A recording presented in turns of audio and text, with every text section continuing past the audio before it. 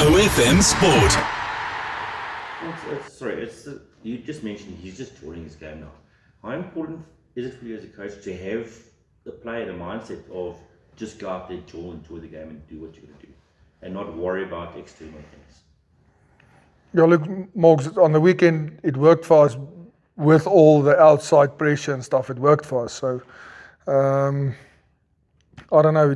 It's easy to say no, just go and enjoy the game, but to get to that spot where the guys have belief to do that, hopefully the past weekend gave them that belief, and they can go and enjoy playing and enjoy really putting out excellent performances. I think that's where Griquas is at the moment. They enjoy putting 50 on teams, and you need to watch out. Even Jimmy, you need to watch out for the Pumas as well. They like doing it.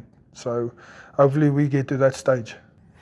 I don't know. We need to see if we can match that level of physicality and how can I say? We need to match this week with what we did last week as well. And I think that's a challenge for us, to getting to that same mindset and getting up for the game again.